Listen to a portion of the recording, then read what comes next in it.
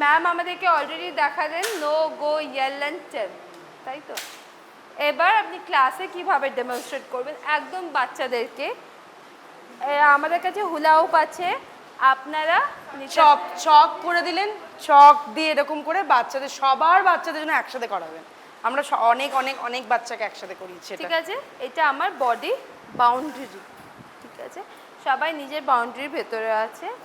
এবার অনেক সময় কি হয়, ক্লাসে কি হয়, বাচ্চারা মানে বাচ্চারা তখন তো বডি বাউন্ডারি নেই, আমি একে এরকম করে ঠেলে দিলাম, এটা হবে না।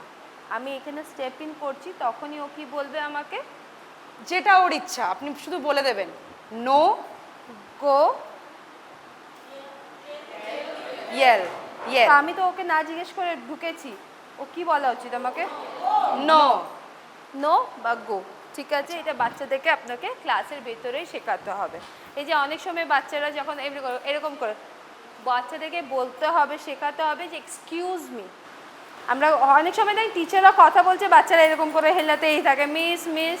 ওটা বাচ্চাদেরকে শেখাতে হবে, no please, wait please, excuse me, এইগুলো মে আই, এগুলো কিন্তু এটার ভেতরেই করতে হবে, ঠিক আছে?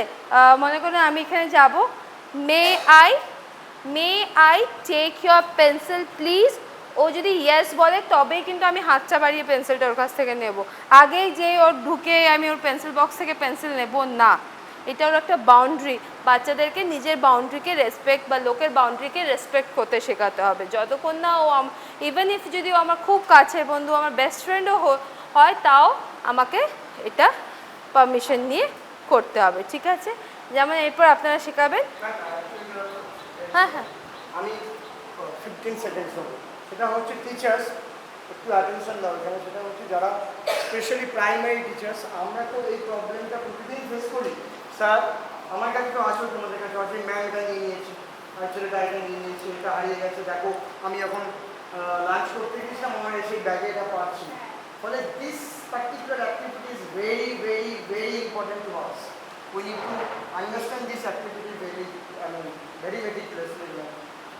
আপনাদের বেঞ্চেসগুলো আমি দেখলাম লম্বা বেঞ্চ, এরকম যদি হয় প্রাইমারি সেকশনেও আপনারা কি চক দিয়ে না বর্ডার করে দিলেন, ঠিক আছে? একটা এইটা ওর বাউন্ডারি, এইটার ভিতরেও নিজের জিনিস রেখেছে, এইটা তুমি যদি ওইখান থেকে কিছু নিতে চাও তুমি ওকে জিজ্ঞেস করবে, প্লিজ বলবে, এক্সকিউজ মি বলবে। তুমি ফট করে এইটা তোমার চক দিয়ে তো আপনি লাইন ড্র করে দিয়েছেন, এইটার বাইরে থেকে কিছু নিতে হলে তুমি জিজ্ঞেস করে নেবে ওকে, নিজের থেকে যে নিয়ে নেবে না এরকম, ঠিক আছে? এবার মনে করুন অনেক সময় খুব খুশি হয়, ঝাঁপিয়ে পড়ে বাচ্চারাই বাচ্চাদের উপরে, ওটা করবে না, ওটা বাচ্চারাও বাচ্চাদেরকে করবে না, ঠিক আছে?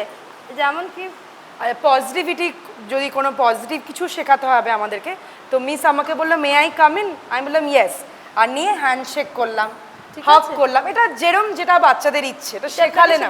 মে আই কাম ইন, তো ইয়েস বলে হ্যান্ডশেক, ইয়েস আর নোটা তো অবশ্যই বলা শেখাবেন, যেটা ম্যামও বলছিলেন, নো আর ইয়েস এই দুটো। May I come in, yes, তাহলেই আমি আসবো, ঠিক আছে? May I shake hand with you, তাহলে ঠিক আছে? নিজেই দেখবেন বাচ্চারা করে না, একটা খুব খুশিতে এরকম করে ধরে লাফিয়ে নিল, ছোট ওরা, ওদের কোনো বাজে ভাবনা নেই বা কিছু নেই, কিন্তু স্টিল ছোটোর থেকে এগুলো আমাদেরকে ডেভেলপ করতে হবে, ঠিক আছে? তাহলে আপনারা ফার্স্টে যেটা করবেন, যদি এরকম বেঞ্চেস থাকে কালারফুল চকস দিয়ে ওটাকে লাইন ড্র করে দেবেন ওদের, ঠিক আছে? তাহলে বলবেন এটা প্র্যাকটিস করাবেন, তারপরে আস্তে আস্তে এটা হয়ে যাবে বাচ্চাদের, ঠিক আছে? আর বলবেন এটা আমার বডি বাউন্ডারি, তুমি এইটাকে এইটা তোমার বডি বাউন্ডারিকে তোমাকে না জিজ্ঞেস করে এটার ভিতরে কেউ আসবে না। আর তারপরে প্র্যাকটিস করবেন, কনভারসেশন করানো, মে আই কাম ইন বলবে, may I shake hand with you, may I hug you, ঠিক আছে?